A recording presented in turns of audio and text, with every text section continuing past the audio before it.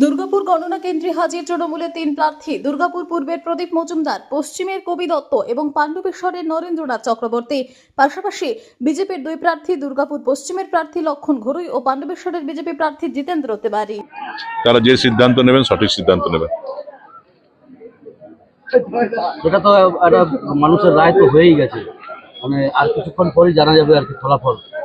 তো আপনি প্রথম থেকেই বলছিলেন যে তার ব্যাপারে আশাবাদী আছে, লড়াইটা খুব কঠিন ছিল না? যে কোনো নির্বাচনই কঠিন লড়াই থাকে, প্রতিপক্ষকে কখনো হালকাভাবে নিতে নেই। এই লড়াইও কঠিন লড়াই ছিল, আমরা লড়েছি, মানুষের কাছে গেছি, আমাদের দলের কথা বলেছি, আমাদের ভাবনার কথা বলেছি, তো মানুষকে সিদ্ধান্ত নিতে বলেছি। এবার মানুষ কি সিদ্ধান্ত নিয়েছে সেটার জন্য আমাদেরকে অপেক্ষা করতে হবে। কি বলবেন, ঢুকছেন গণনা কেন্দ্রে? ব্যাস মার আশীর্বাদ নিয়ে ঢুকছি, কনফিডেন্স নিয়ে ঢুকছি। আশা করি আমি এবং আমরা বিজয়ী হব।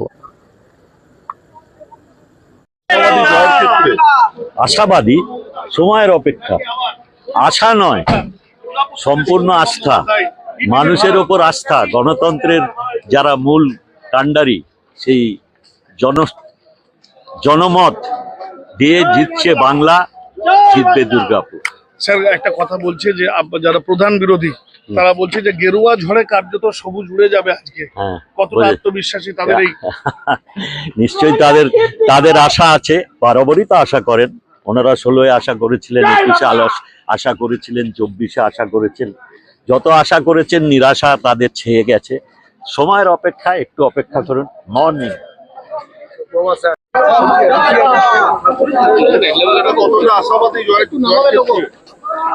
গোটা বাংলা সবুজ ঝড় উঠেছে, অপেক্ষা করুন।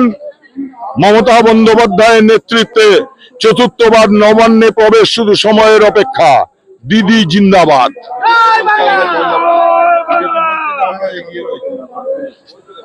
তাহলে কেন সাঁজোয়া গাড়ি আনতে হচ্ছে যদি এগিয়ে আসা? সাঁজোয়া গাড়ি নিয়ে এসে বাংলাকে রণক্ষেত্র, বাংলার মানুষের উপর ভরসা নেই। কিছুক্ষণ পরেই জানা যাবে কতটা আশাবাদী আছে। পশ্চিমবঙ্গের মানুষের ইচ্ছা শক্তি, তাদের চিন্তা ভাবনার উপর আমাদের অনেকটা বিশ্বাস আছে।